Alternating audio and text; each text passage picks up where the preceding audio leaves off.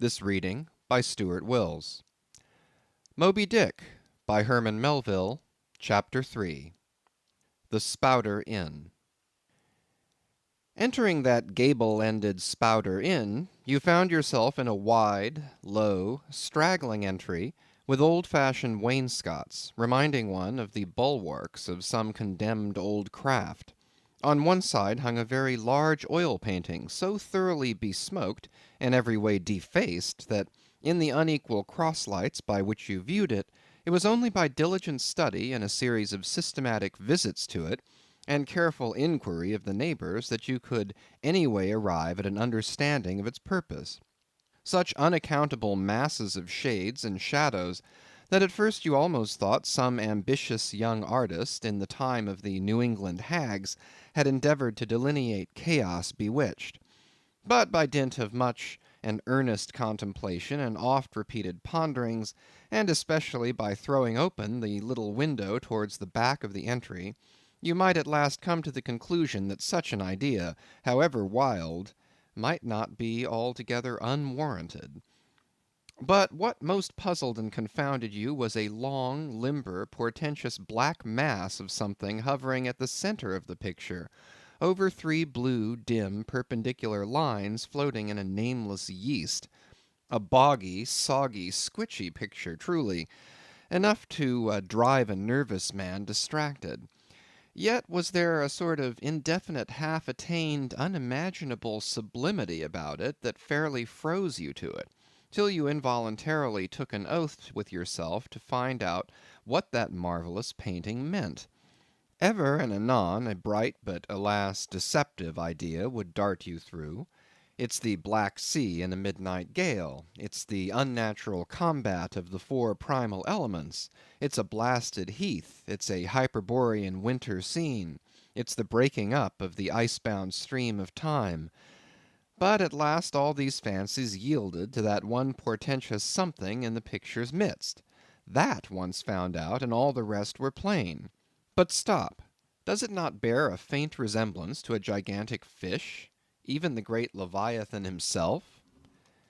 In fact, the artist's design seemed this, a final theory of my own, partly based upon the aggregated opinions of many aged persons with whom I conversed upon the subject.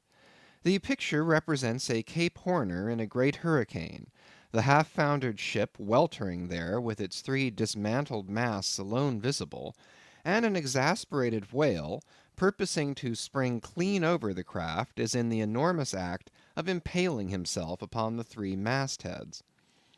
The opposite wall of this entry was hung over with a heathenish array of monstrous clubs and spears. Some were thickly set with glittering teeth resembling ivory saws, others were tufted with knots of human hair, and one was sickle-shaped, with a vast handle sweeping round like the segment made in the new-mown grass by a long-armed mower. You shuddered as you gazed, and wondered what monstrous cannibal and savage could ever have gone a death-harvesting with such a hacking, horrifying implement. Mixed with these were rusty old whaling lances and harpoons all broken and deformed. Some were storied weapons.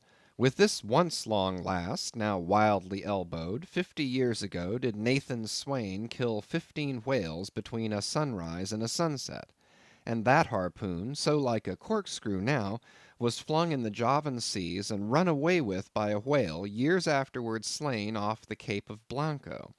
The original iron entered nigh the tail, and, like a restless needle sojourning in the body of a man, travelled full 40 feet, and at last was found embedded in the hump.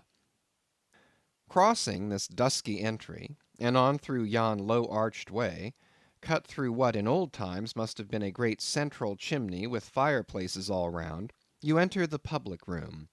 A still duskier place is this, with such low ponderous beams above, and such old wrinkled planks beneath, that you would almost fancy you trod some old craft's cockpits, especially of such a howling night, when this corner-anchored old ark rocked so furiously. On one side stood a long, low, shelf-like table covered with cracked glass cases, filled with dusty rarities gathered from this wide world's remotest nooks.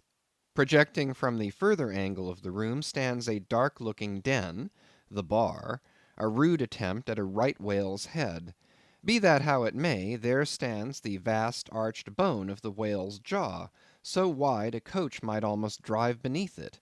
Within are shabby shelves, ranged round with old decanters, bottles, flasks, and in those jaws of swift destruction, like another cursed Jonah, by which name indeed they called him, bustles a little withered old man, who, for their money, dearly sells the sailors deliriums and death. Abominable are the tumblers into which he pours his poison.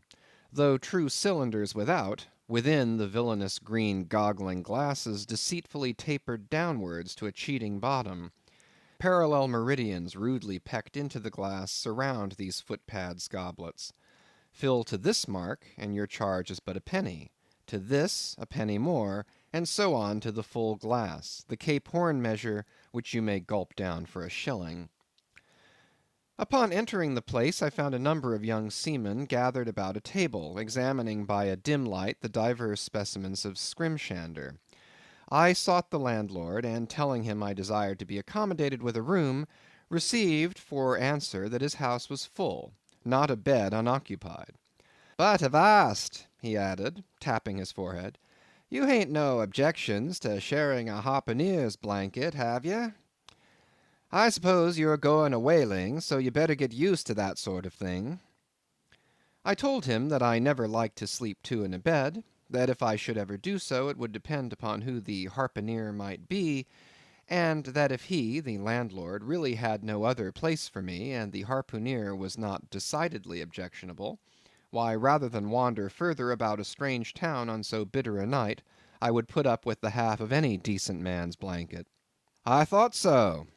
All right, take a seat. Supper? You want supper? Supper'll be ready directly."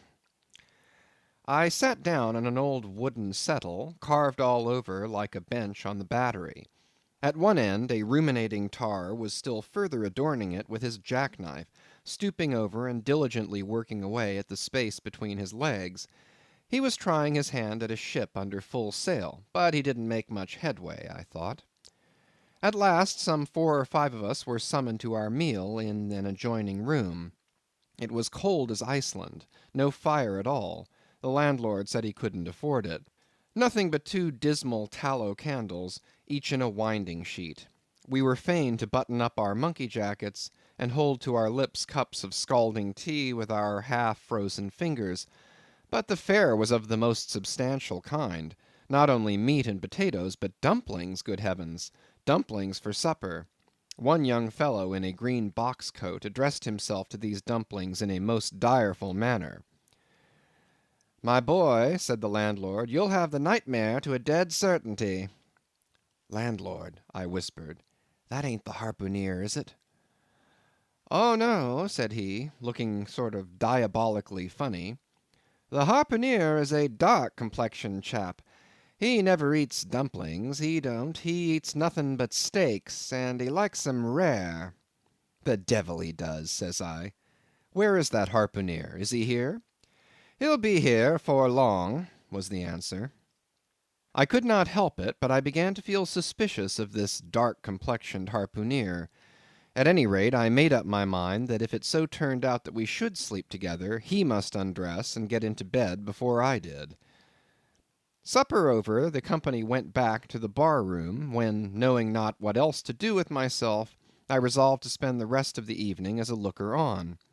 Presently a rioting noise was heard without. Starting up, the landlord cried, "That's the Grampus's crew. I seed her reported in the offing this morning. A 3 years' voyage, and a full ship. Hurrah, boys! Now we'll have the latest news from the Feejees." A tramping of sea boots was heard in the entry. The door was flung open, and in rolled a wild set of mariners enough.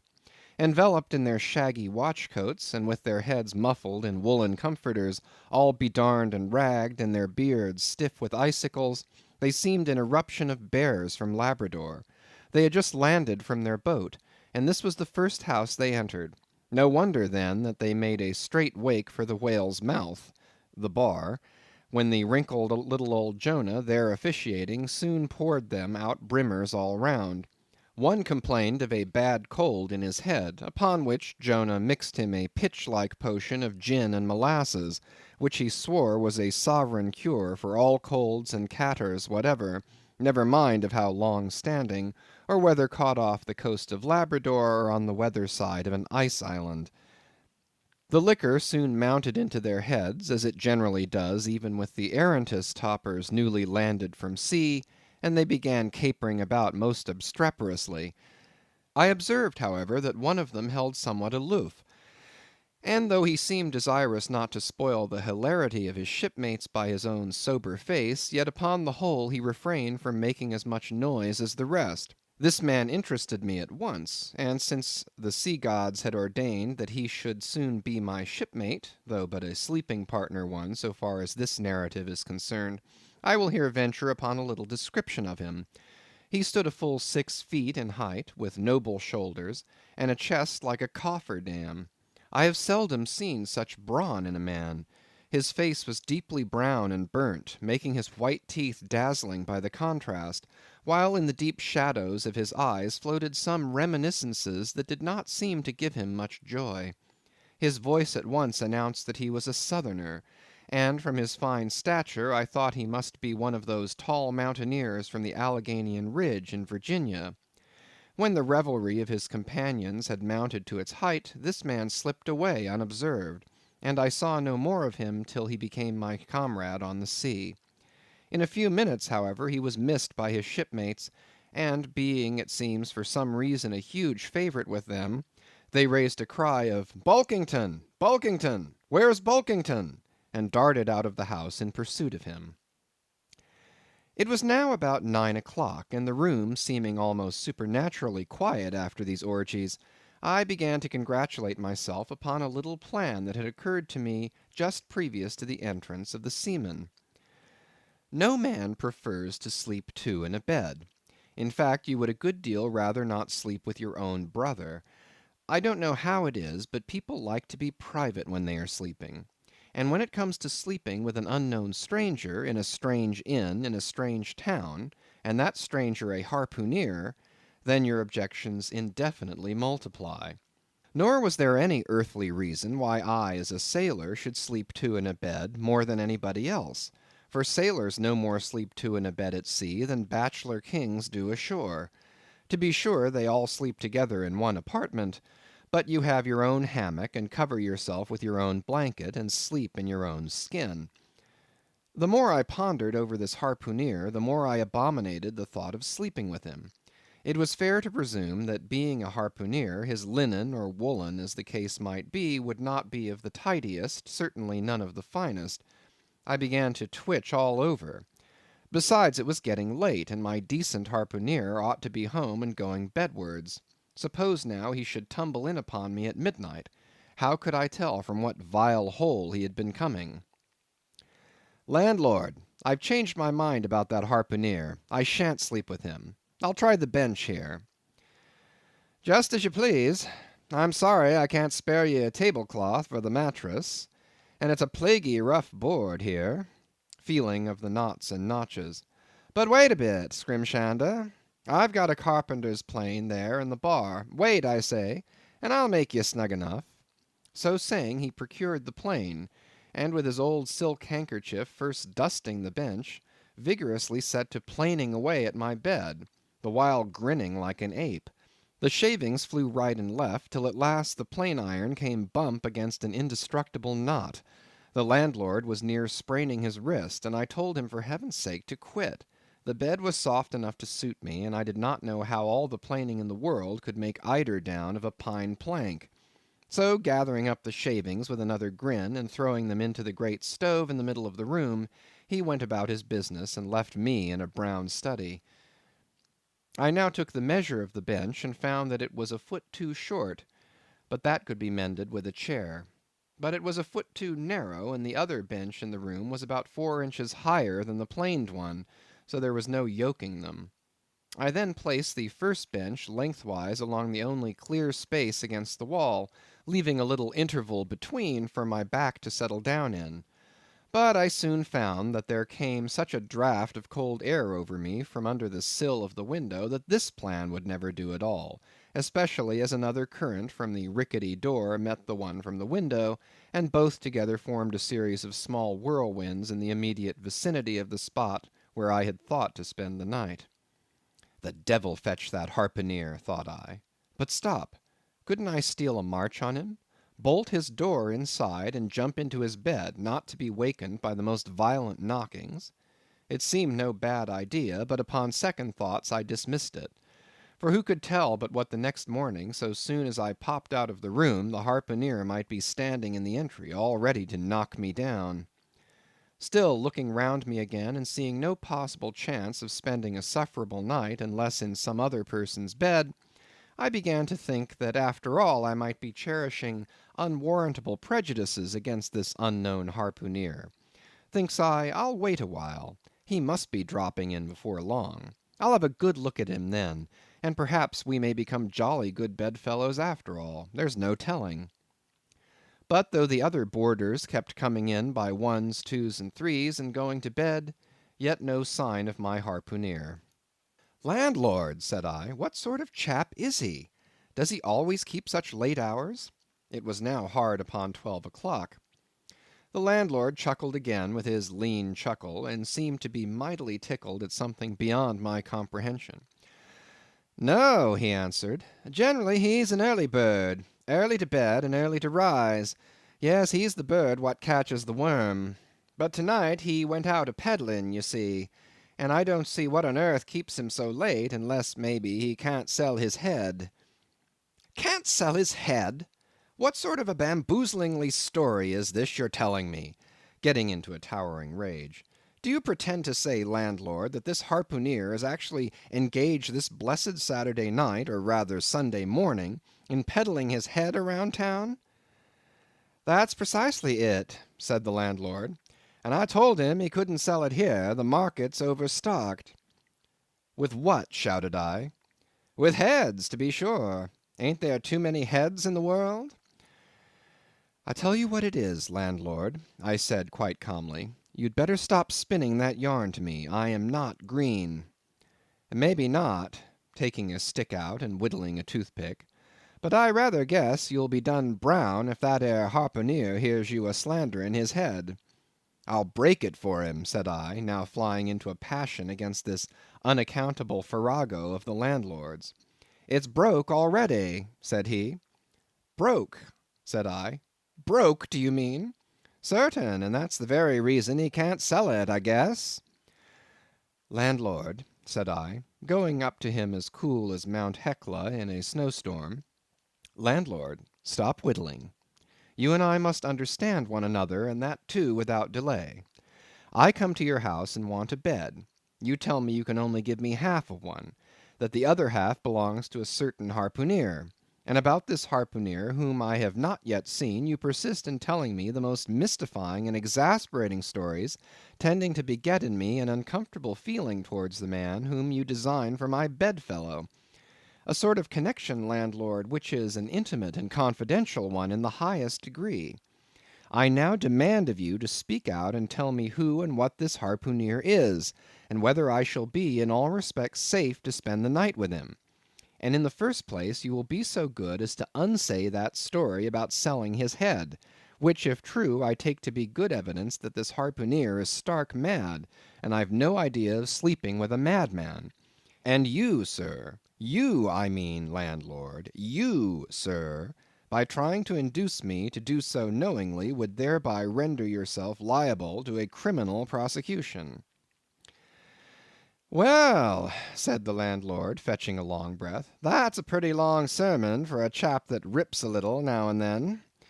But be easy, be easy. This here harpooneer I've been telling you of has just arrived from the South Seas, where he bought up a lot of bomb New Zealand heads, great curios, you know, and he sold all of 'em but one, and that one he's trying to sell to-night, 'cause to-morrow's Sunday, and it would not do to be selling human heads about the streets when folks is going to churches.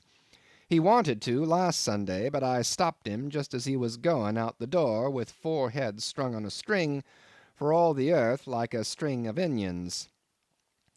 This account cleared up the otherwise unaccountable mystery, and showed that the landlord after all had no idea of fooling me. But at the same time, what could I think of a harpooneer who stayed out of a Saturday night clean into the holy Sabbath, engaged in such a cannibal business as selling the heads of dead idolaters? Depend upon it, landlord, that harpooneer is a dangerous man. He pays regular, was the rejoinder. But come, it's getting dreadful late. You'd better be turning flukes. It's a nice bed. Sal and me slept in that ere bed the night we was spliced. There's plenty of room for two to kick about in that bed. It's an almighty big bed, that. Why, afore we give it up, Sal used to put our Sam and little Johnny in the foot of it. But I got a dreaming and sprawling about one night, and somehow Sam got pitched on the floor, and came near breaking his arm. After that, Sal said it wouldn't do. Come along here, I'll give you a glim in a jiffy. And so saying, he lighted a candle and held it towards me, offering to lead the way. But I stood irresolute, when looking at a clock in the corner, he exclaimed, I vomit Sunday. You won't see that harpooneer to-night. He's come to anchor somewhere. Come along, then.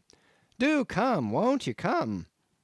I considered the matter a moment, and then upstairs we went, and I was ushered into a small room, cold as a clam, and furnished, sure enough, with a prodigious bed, almost big enough, indeed, for any 4 harpooneers to sleep abreast.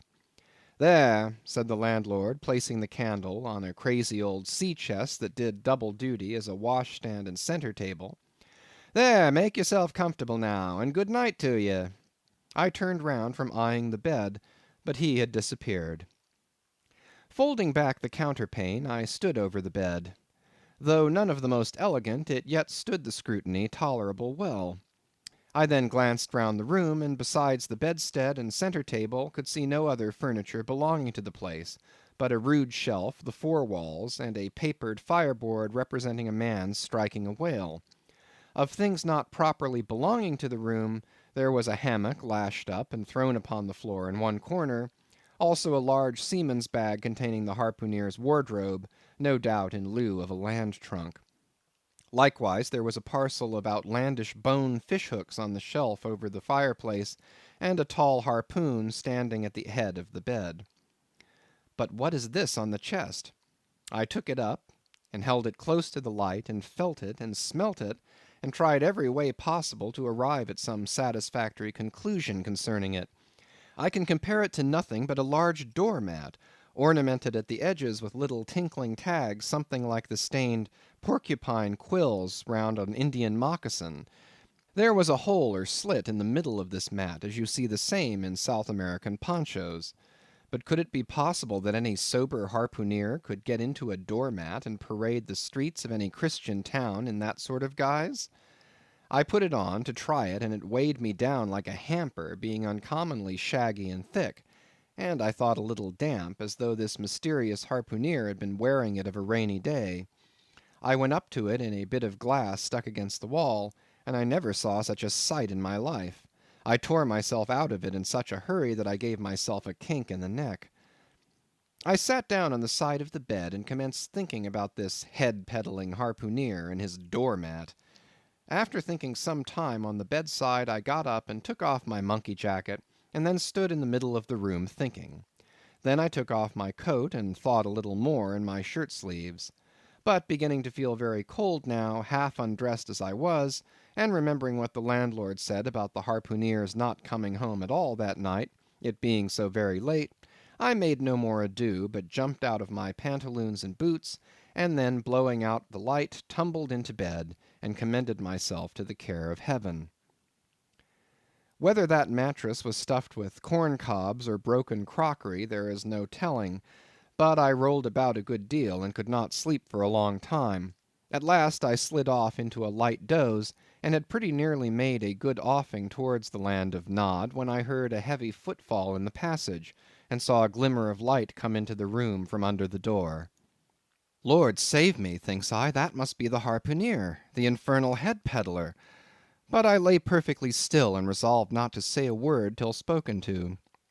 Holding a light in one hand, and that identical New Zealand head in the other, the stranger entered the room, and without looking towards the bed, placed his candle a good way off from me on the floor in one corner, and then began working away at the knotted cords of the large bag I before spoke of as being in the room.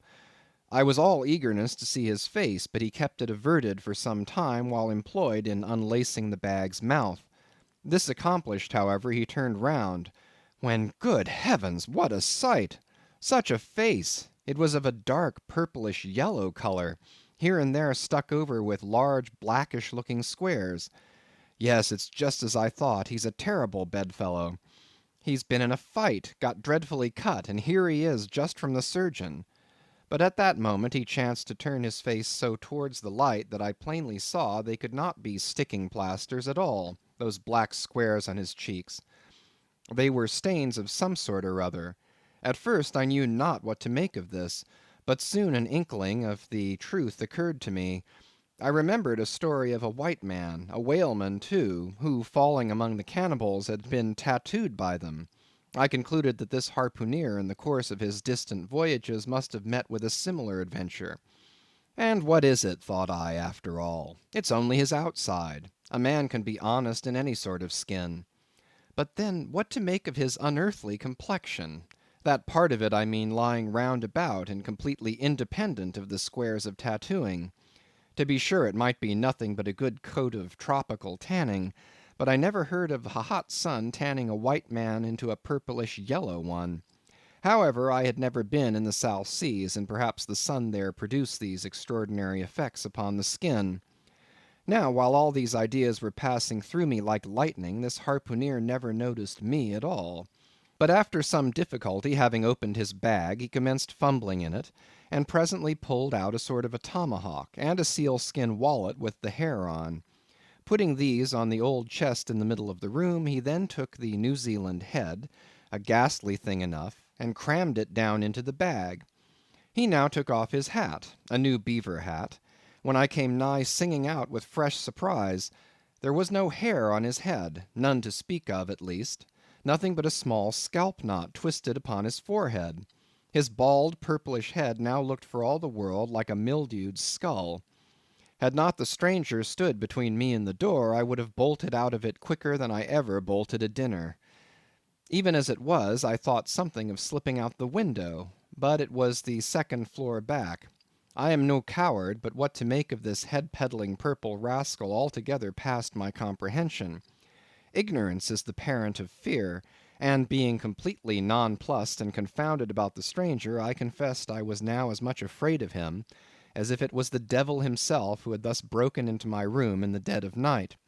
In fact, I was so afraid of him that I was not game enough just then to address him, and demand a satisfactory answer concerning what seemed inexplicable in him. Meanwhile he continued the business of undressing, and at last showed his chest and arms.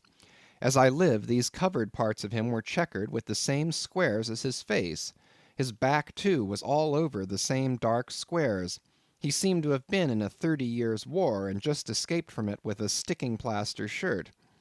Still more, his very legs were marked as if a parcel of dark green frogs were running up the trunks of young palms. It was now quite plain that he must be some abominable savage or other shipped aboard of a whaleman in the South Seas, and so landed in this Christian country. I quaked to think of it. A peddler of heads, too; perhaps the heads of his own brothers. He might take a fancy to mine. Heavens, look at that tomahawk! But there was no time for shuddering, for now the savage went about something that completely fascinated my attention, and convinced me that he must indeed be a heathen. Going to his heavy grego, or rapall, or dreadnought, which he had previously hung on a chair, he fumbled in the pockets, and produced at length a curious little deformed image, with a hunch on its back, and exactly the colour of a 3 days old Congo baby. Remembering the embalmed head, at first I almost thought that this black manikin was a real baby preserved in some similar manner; but seeing that it was not at all limber, and that it glistened a good deal like polished ebony, I concluded that it must be nothing but a wooden idol, which indeed it proved to be. For now the savage goes up to the empty fireplace, and removing the papered fireboard, sets up this little hunchbacked image like a 10-pin between the andirons. The chimney jambs and all the bricks inside were very sooty, so that I thought this fireplace made a very appropriate little shrine or chapel for his Congo idol. I now screwed my eyes hard toward the half-hidden image, feeling but ill at ease, meantime, to see what was next to follow. First, he takes about a double handful of shavings out of his grego pocket, and places them carefully before the idol.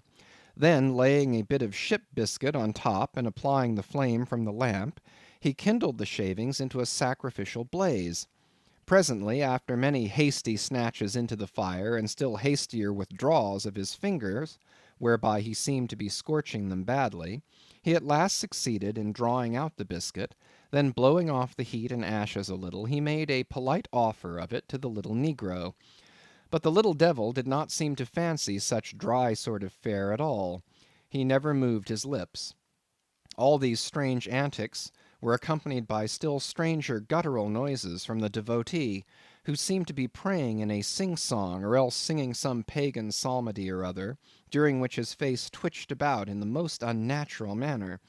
At last, extinguishing the fire, he took his idol up very unceremoniously, and bagged it again in his grego pocket as carelessly as if he were a sportsman bagging a dead woodcock.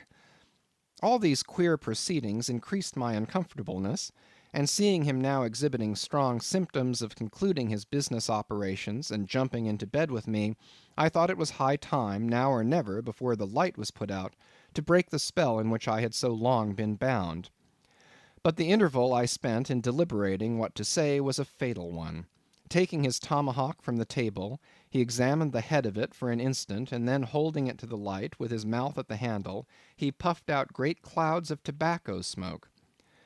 The next moment the light was extinguished, and this wild cannibal, tomahawk between his teeth, sprang into bed with me.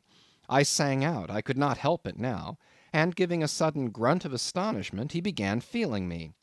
Stammering out something, I knew not what, I rolled away from him against the wall, and then conjured him, whoever or whatever he might be, to keep quiet, and let me get up and light the lamp again. But his guttural responses satisfied me at once that he but ill comprehended my meaning. "Who debble you?" he said at last. "You no speaky, damn me, I kill ye." And so saying, the lighted tomahawk began flourishing about me in the dark. "Landlord, for God's sake, Peter Coffin!" shouted I. "Landlord! Watch! Coffin! Angel, save me!" "Speak tell ye me who ye be, or damn me, I kill ye," again growled the cannibal, while his horrid flourishings of the tomahawk scattered the hot tobacco ashes about me till I thought my linen would get on fire. But thank heaven, at that moment the landlord came into the room, light in hand, and leaping from the bed, I ran up to him. "Don't be afraid now," said he, grinning again. "Queequeg here wouldn't harm a hair of your head." "Stop your grinning," shouted I. "And why didn't you tell me that infernal harpooneer was a cannibal?" "I thought you'd know it. Didn't I tell ye he was a peddling heads around town? But turn flukes again and go to sleep. Queequeg, look here. You sabby me, I sabby you. This man sleepy you. You sabby?" "Me sabby plenty," grunted Queequeg, puffing away at his pipe and sitting up in bed. "You getty in," he added, motioning to me with his tomahawk, and throwing the clothes to one side. He really did this in not only a civil, but really a kind and charitable way. I stood looking at him a moment. For all his tattooings, he was on the whole a clean, comely looking cannibal. What's all this fuss I have been making about, thought I to myself. The man's a human being just as I am. He has as much reason to fear me as I have to be afraid of him. Better sleep with a sober cannibal than a drunken Christian. "Landlord," said I, "tell him to stash his tomahawk there, or pipe, or whatever you call it. Tell him to stop smoking, in short, and I will turn in with him. But I don't fancy having a man smoking in bed with me. It's dangerous. Besides, I ain't insured." This being told to Queequeg, he at once complied, and again politely motioned me to get into bed, rolling over to one side as much to say, I won't touch a leg of you. "Good night, landlord," said I. "You may go." I turned in, and never slept better in my life. End of chapter 3.